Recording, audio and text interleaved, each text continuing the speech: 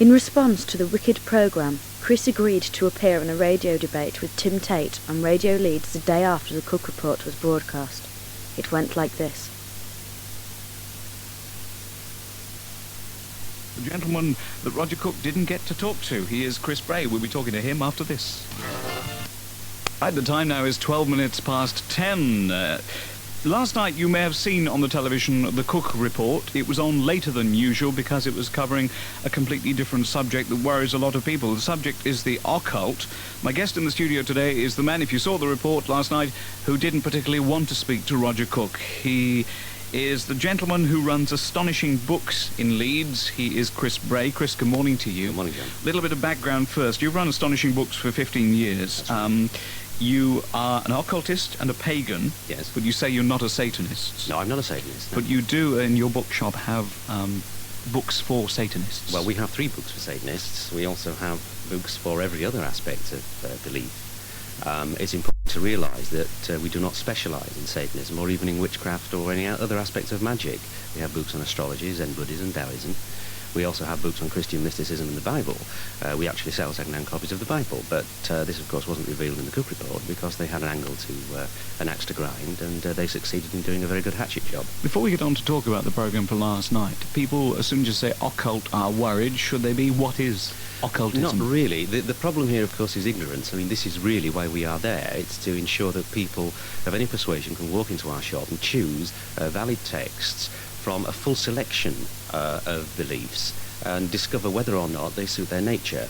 Now, even if they find that, for example, Satanism doesn't suit their nature, it's far better to have a public which is educated, who realises what Satanism is all about, rather than to have these tremendous fantasies which are projected and have been projected, these stereotypes which have been projected by the media and by the establishment for so long. Well, the worrying thing about it is it's all so secret. It's not secret. There is a mystique surrounding it because you do have to put time and effort into understanding what the mysteries are.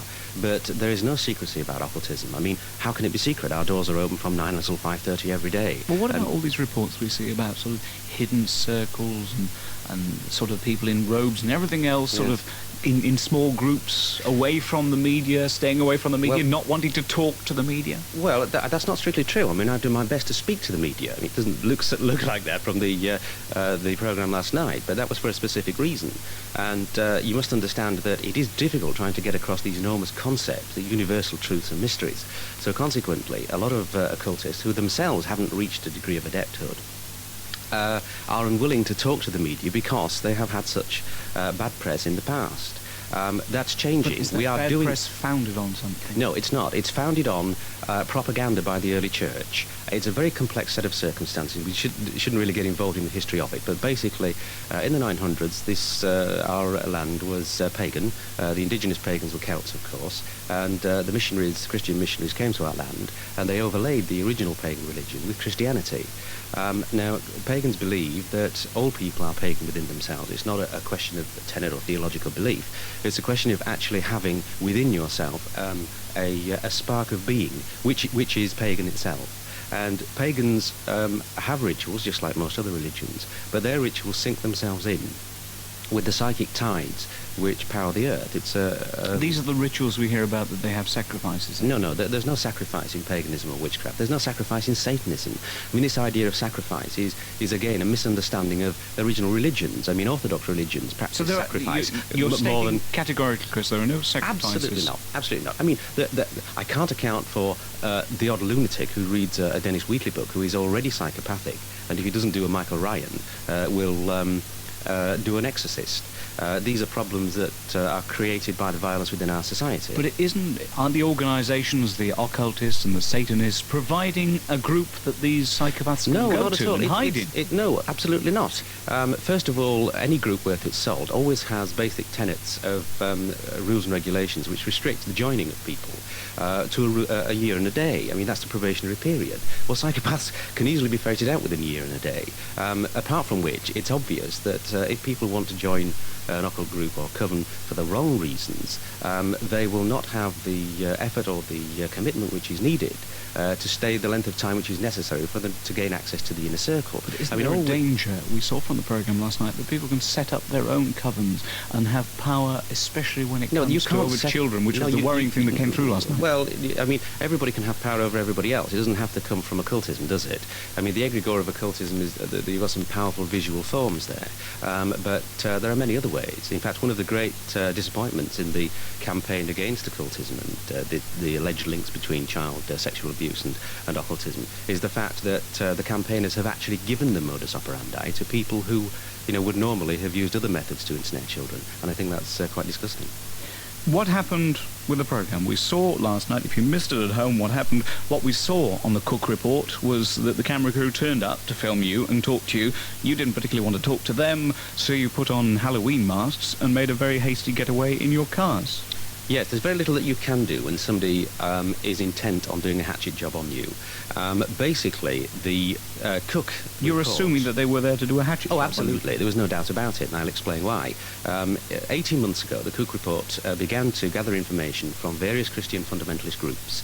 We're not talking about your average Christian here, we're talking about fundamentalists. Fundamentalism is very much to the fore. In fact, Runcie actually gave a lecture last week on the evils of fundamentalism and actually pointed out to Orthodox religions that it should be careful of it. But nevertheless, Christian fundamentalists actually imported a scare, the child sexual abuse linked to witchcraft scare, from the States. It had been rife in the States for 2 years. It was the result of the television ministries. Now, we know the people involved with this. We know how they're going about it, what their strategy is. I have information here. I can show it to you if you want to have it in writing. You're saying this is the Christians who are against your organisation? Yes. Not the people who are involved in child sexual abuse who may have permeated within your organisation? No, there aren't any people who have permeated within our organisation. There hasn't been one prosecution in 18 months. It's a fallacy, a total and utter fallacy. It's such a big fallacy that nobody will believe that it's a fallacy, yet I have the proof. You're saying last night the programme was wrong? Absolutely. Utterly without foundation. Chris, hold it there, because I'd like to talk to Tim Tate, who's a researcher on the Cook programme, and hopefully he's joining us on the line. Tim, good morning to you. Good morning indeed. You've heard what Chris has been saying, and that your programme last night was a fallacy. How would you defend that? I mean, I think the first thing I'd like to say is that I'm not sure that Chris would agree with this, but I support a good deal of what Chris Bray says and a good deal of what Chris Bray stands for. I think he has misunderstood, perhaps deliberately or perhaps myopically, the aim of the programme and the particular focus of the programme. I mean, I think we should stress... You're supporting Chris Bray? In a sense, we should stress... Which didn't come through the programme at all last night, did it? Oh, give me a chance. At the outset, you said the Cook Report was about occultism. It wasn't. It was about Satanism. And I must stress, as the programme stressed, that there is a complete difference. You would know this being an... Hang on, Chris, let him finish. You would know this being an expert, would you, Tim? Could you say that again, Chris? You would know all about Satanism, being an expert on it. I don't think it's going to get anywhere being sarcastic. If you want... Well, I don't think it's sarcastic. Hang on. Can we... Chris, hold it. Listen, we're talking to Tim at the moment. Tim, I'll let you have your say, then we can talk to Chris just after that. So the programme last night was against Satanism. It was about Satanism, not occultism in general. And Chris has said categorically a little earlier that child sexual abuse, which is something you covered on your programme last night, none of this goes on. There has been no examples of this. In Satanism. I think Chris needs to look again at the evidence, because the evidence is very, very clear. And I can happily quote them if you'd like me to. Give me some facts. Okay, Chris said that there is no such thing as sacrifice in Satanism. Yes. I think he needs to consider what he has actually published and what he's actually sold. And I draw his attention to a magazine which he sold in his shop called Nox, which is a satanic magazine. I think you probably know the one I mean, Chris. Yes, I do. Nox 5, and it has an article, and I quote, entitled On Human Sacrifice, written by a man called Anton Long, yes, who runs the Order of Nine Angled. Mm-hmm. And it begins, traditional Satanists have and still do conduct human sacrifices. Yes. Now, I know that you sold that. You know that know that you sold that. Yes. Let's not be silly about it. Let's go a little bit further, shall we? First of all, Nox is not a magazine on Satanism.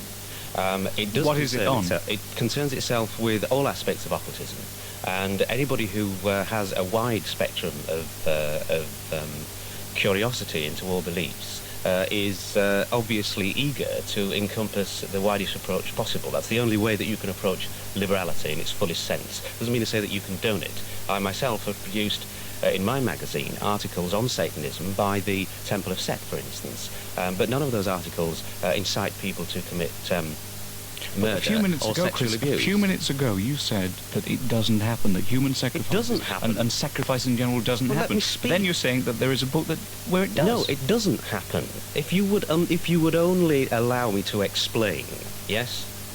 Anton Long is the sole member of the Order of Nine Ankles, yes? He has written many such bits of drivel in the past. He actually sent me a manuscript for a book called The Book of Weird, which I rejected because it had neo-Nazi connotations, yes?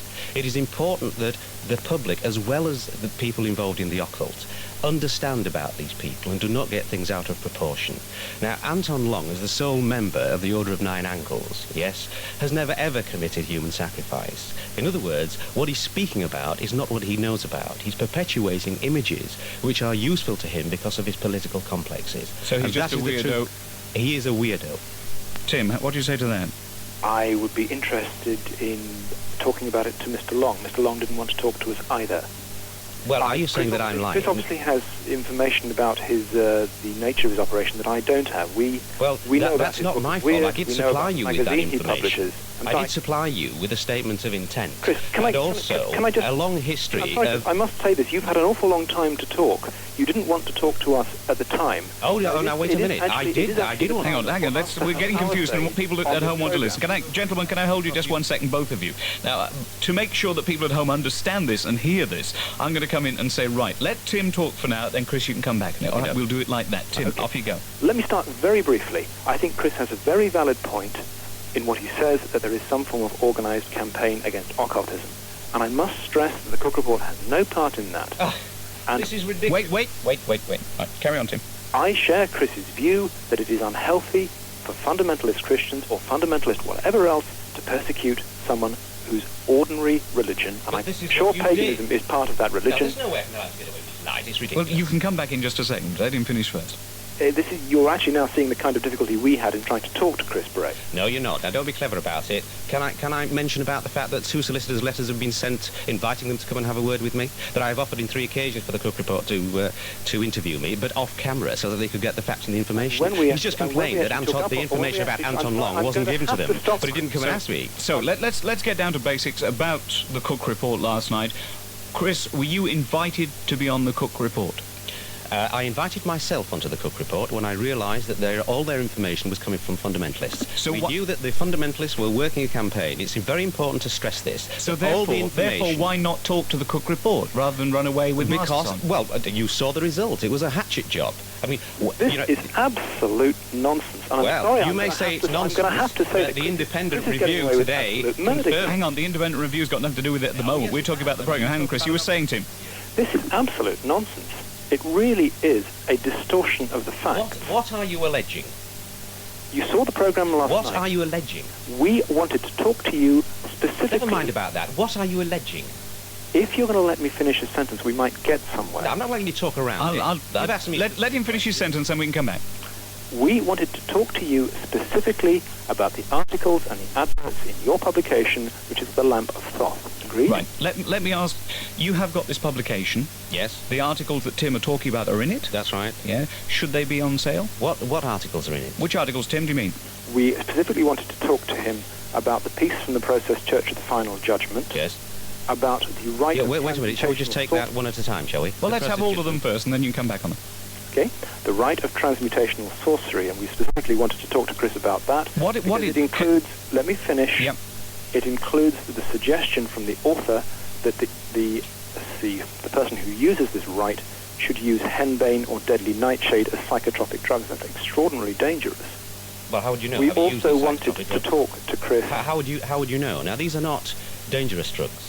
Well, that's not what you said in your gloss in the magazine, Chris. You said they shouldn't use them because they are dangerous. I mean dangerous. No, I mean dangerous I drugs under the Dangerous Drugs Act. One day you say one thing, one day you say another. This is far too complex for you to be so glib over it. I was talking about a dangerous drug as this, opposed to marijuana or heroin or any of those things. It's important to get these definitions right. These are drugs in the same way that all herbs are drugs. Yes? And that is important. So I didn't change my point, and I haven't changed my point. So why didn't you talk to them? Who, the Cook Report? I didn't talk to the Cook Report because we're getting the same thing now. We can't get to a firm basis. What they're doing is they're starting from prejudice, ultimate prejudice. But Tim is asking questions which you're in a position to answer. Well, That's the he basis hasn't of it. asked any questions. What he's doing, he's asserting age-old stereotypes, which are that there is a great evil in the world, and that evil is the devil, and that the devil's agents on this earth are Satanists. Surely, That's what he says. as I understand it, hang on just one second, Tim. On which we made this film. Tim, as I understand it, this is purely from the layman's point of view that watched the programme, he has found things in some of your publications that he wants to ask you about. Yeah. Okay. You seem not to want to answer That's that not and true. bring up the idea of the old-fashioned No, that's not true at all. biases. No, that's not true at all. I'm willing. I mean, come on then, Tim. Give me some information and I'll answer it for you. Yeah, I'd like to ask you the very specific question.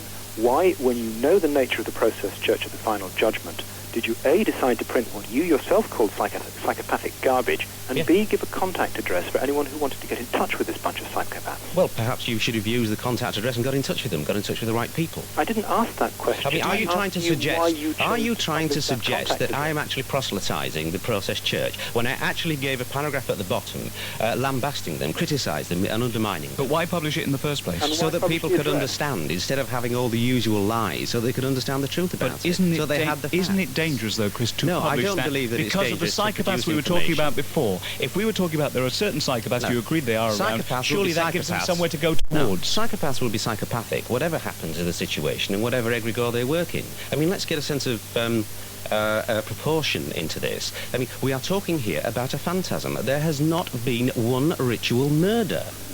There has not been one... There's no prosecution. It's a very carefully phrased answer. There has been a ritual manslaughter. Let's put it that way. What's this? Where was that, Tim? That's the Newell case, which you saw covered in the programme last night. Yes. Well, I can tell you all about the background to the Newell case and the fact that I offered to actually go down and give evidence to show that there was no ritual connection. And did the they police, take you up the on that police offer, from Chris? Telford actually came along to see me. Did they take you up on that They offer, certainly Chris? didn't, because they wanted a prosecution. They wanted a successful prosecution. No, So the police there was absolutely no evidence to support the connection. Gentlemen, if I can hold you both, it's getting... around the subject and never get down to talking straight facts. Tim. And What are you I come talking back about? to the point. When you say you wrote 3 letters to us, we wrote umpteen letters to you. No, you didn't. You wrote one letter to me, and I have it here. I'm sorry, say again. You wrote one letter to me, and I have it here. That's not true. I have the files, and we actually... which That show is a lie. Gentlemen, You we wrote cannot one letter to hold me, it. and Both, it is here. Listen, both of you hold it there. Purely because of time, we have run out of time. Can I just ask you both a question each? Tim, are you going to pursue this and hopefully talk to Chris in the future? I would love to. The one thing I would like to say very briefly is if you have children around the world disclosing extremely bizarre phenomenon, extremely bizarre abuse, children of 2 or 3, you either have an international conspiracy of toddlers, which is extremely unlikely, or some rather more intelligent adult organisation doing it. Chris, do you feel that this the is adult ridiculous. organisation... Absolutely ridiculous. Do you feel that do you feel that adult organisation that Tim is talking about refers Does not to exist. occultism Does not and exist Satanism? at all. And would you talk And to Tim? I will tell you in 5 years' time, I will come back here and I'll make this man eat his words. Thank you both for joining us. Would you talk to Tim? I will tell you in 5 years' time, I will come back here and I'll make this man eat his words.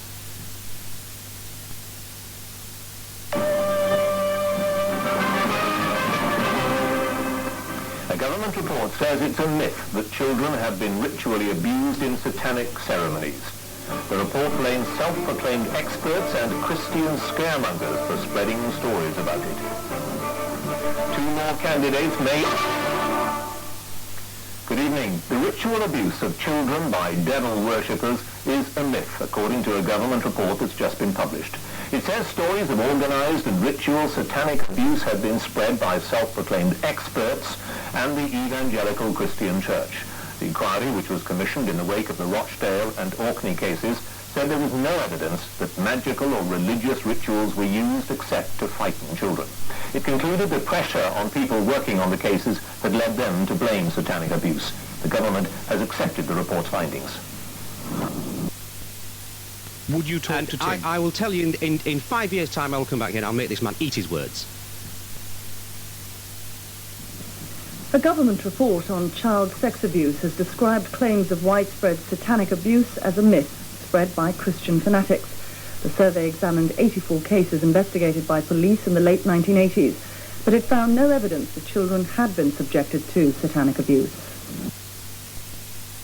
Would you talk to Tim? I will tell you in 5 years' time I will come back here and I'll make this man eat his words. The government published the results of their 2-year-long investigation into claims of SRA which had been made in Cook's program on the 2nd of June 1994. Virtually 5 years to the day that Chris Bray predicted he would make Tim Tate and the Cook report eat their words about satanic ritual child abuse. Not a single one of the 21 cases Tate and Cook quoted in the program as being satanic abuse was real. Every single one of them failed in the course of time. Many cases of SRA in the United States were reversed on appeal. There has not been a single case of SRA found in the past 3 decades. Tate and Cook's allegations were false. The program might as well have been a hoax, yet helped cause thousands of innocent people to be persecuted for imaginary crimes. And spawned a tranche of millions of fired-up Christian evangelists who thrive on the lies even today.